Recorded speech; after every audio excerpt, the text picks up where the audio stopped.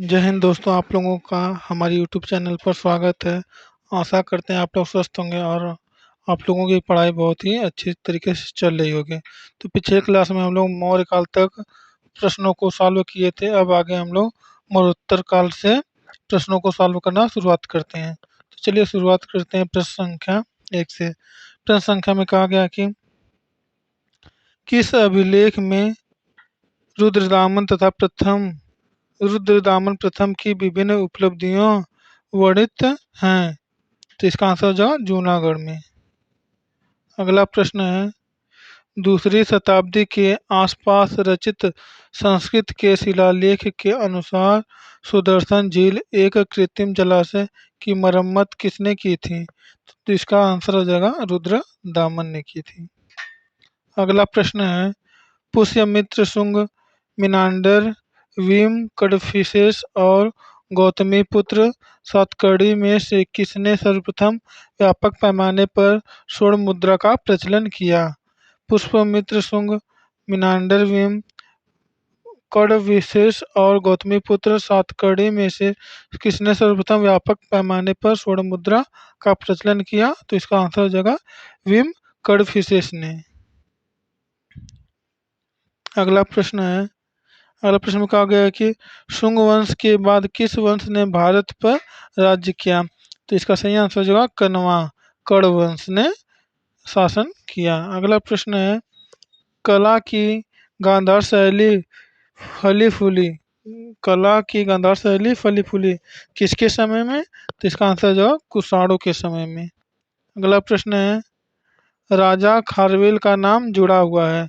राजा खारवेल का नाम जुड़ा हुआ है, इसका आंसर हो जाएगा हाथी गुम्फा लेक के साथ।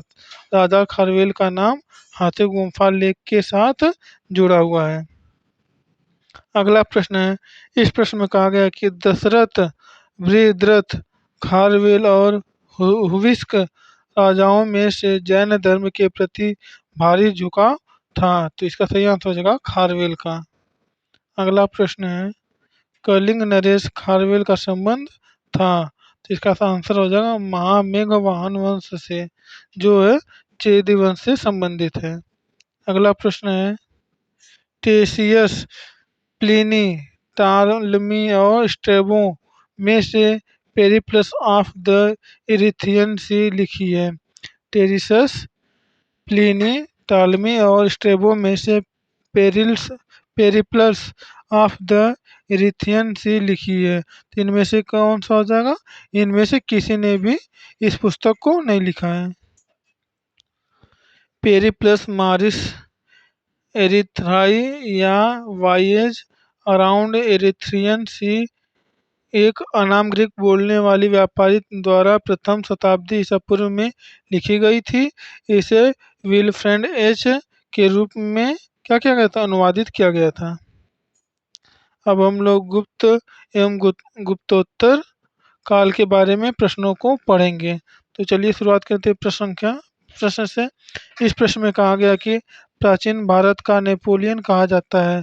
प्राचीन भारत का नेपोलियन किसे कहा जाता है? समुद्रगुप्त को कहा जाता है।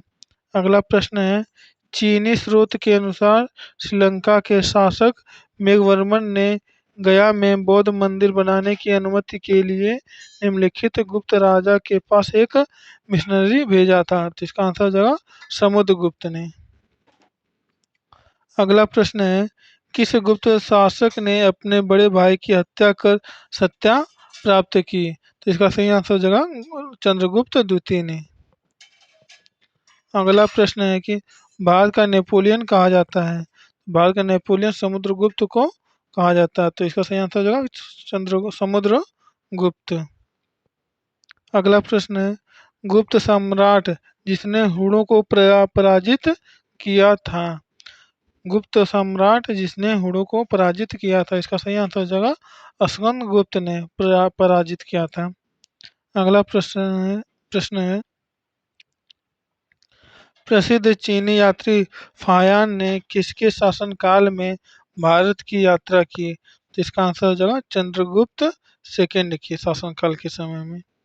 अगला प्रश्न है, निम्नलिखित में से कौन सा बंदरगाह गुप्त काल में उत्तर भारतीय व्यापार के लिए उपयोग किया जाता था। इसका सही आंसर हो जाएगा, इसमें दिया कल्याण, ताम्रलिप्ति, भड़ोच और काम्बे।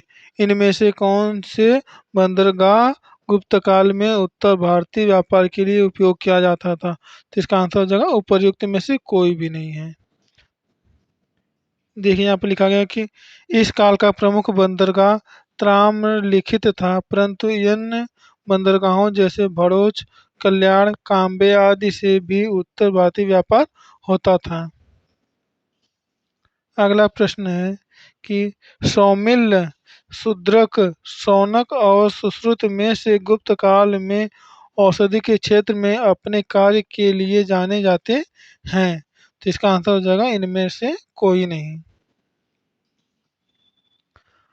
आर्यभट्ट, भास्कर, ब्रह्मगुप्त और वराहमिहिर में से पहली बार यह व्याख्या की थी कि पृथ्वी के अपनी धुरी पर घूमने के कारण प्रतिदिन सूर्योदय और सूर्यास्त होता है। तो इसका सही आंसर हो जाएगा आर्यभट्ट ने। अगला प्रश्न है, नगरों का क्रमिक पतन इस काल की एक महत्वपूर्ण विशेषता थी। नगरों का क्रमिक पतन इस काल की एक महत्वपूर्ण विशेषता थी। तो इसका आंसर हो जाएगा गुप्त काल। अगला प्रश्न दिया है कि किस शासक वंश ने मंदिरों और ब्राह्मणों को सबसे अधिक ग्राम अनुदान अनुदान में दिया था? किस शासक वंश ने मंदिरों एवं ब्राह्मणों को सबसे अधिक ग्राम अनुदान में दिया था? तो इसका सही आंसर हो जाएगा गुप्त वंश के राजाओं ने। अगला इस अभिलेख में विधवा दहन का उदाहरण उल्लिखित है। इस अभिलेख में विधवा दहन का उदाहरण उल्लिखित है। तो आंसर का आंसर जगह भानुगुप्त का एरण स्तंभ अभिलेख। अगला प्रश्न है, गुप्त काल में शीशे के सिक्कों की कड़ी गुप्त काल में शीशे के सिक्कों की बड़ी संख्या जारी की गई। तो इसका आंसर जाएगा सातवाहनों द्वारा। अगला प्रश्न है कि प्रसिद्ध इलाहाबाद प्रशस्ति का लेखक था। प्रसिद्ध इलाहाबाद प्रशस्ति का लेखक कौन था? इसका आंसर जो है हरिशेठ थे। अगला प्रश्न है, बराबर पर्वत श्रृंखला स्थित गोरखगिरी विजित की गई। बराबर पर्वत श्रृंखला स्थित गोरखगिरी किसके द्वारा विजित की गई? तो इसका आंसर जो है खारवेल द्वारा। अगला प्रश्न है, गुप्त युग में भूमि राजस्व की दर थी। गुप्त युग में भूमि राजस्व की दर क्या थी? इसका आंसर जगह उपज का 6वां भाग। अगला प्रश्न दिया है कि धर्मशास्त्रों में भू राजस्व की दर क्या है? भू राजस्व की दर क्या है? तो इसका आंसर हो जाएगा 1/6। अगला प्रश्न है कि किस प्रकार की भूमि को अपृहत कहा जाता था? किस प्रकार की भूमि को अपृहत कहा जाता था? इसका आंसर है कि बिना जोती हुई जंगली भूमि को क्या कहा जाता था? अपृहत कहा जाता था। अगला प्रश्न है, चीनी यात्री सुंग युन ने भारत की यात्रा की थी। चीनी यात्री सुंग युन ने भारत की यात्रा कब की थी? तो इसका आंसर जो 518 ईसा पूर्व में की थी। अगला प्रश्न है, हर्षवर्धन के समय भारत आया था। हर्षवर्धन के समय कौन चीनी यात्री आया था? तो इसका आंसर हो जाएगा वेन सांग आया था।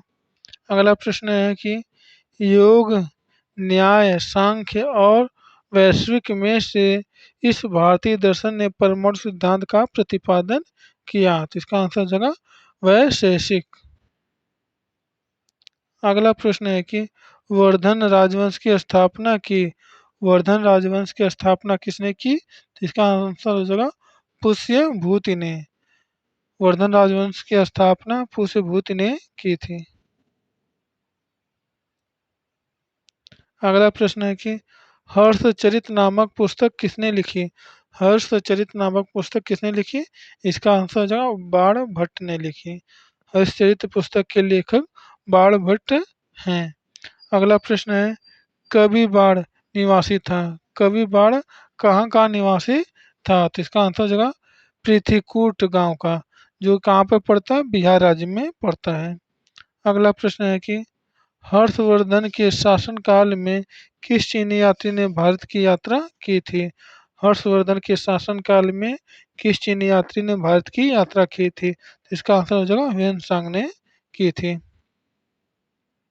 अगला प्रश्न है, ह्वेन की भारत में यात्रा के समय सूती कपड़ों के उत्पादन के लिए सबसे प्रसिद्ध नगर था।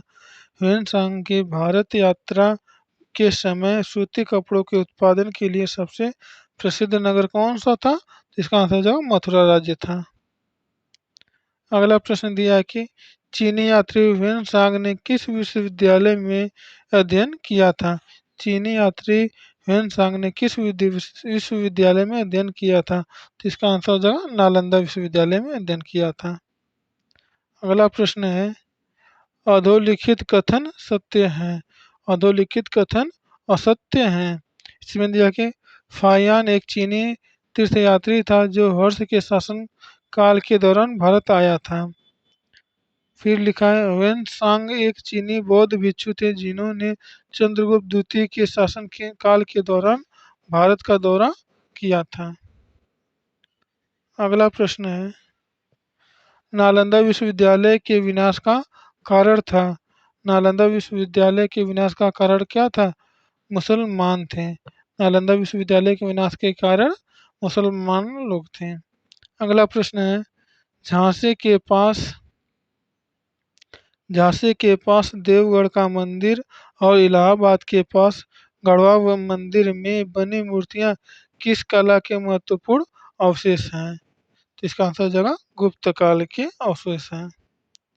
तो दोस्तों आज के लिए इतना ही। बाकी की वीडियो पढ़ने के लिए आप हमारे चैनल को सब्सक्राइब कीजिए और हमारी वीडियो को ज़्यादा से ज़्यादा शेयर कीजिए। जय हिंद।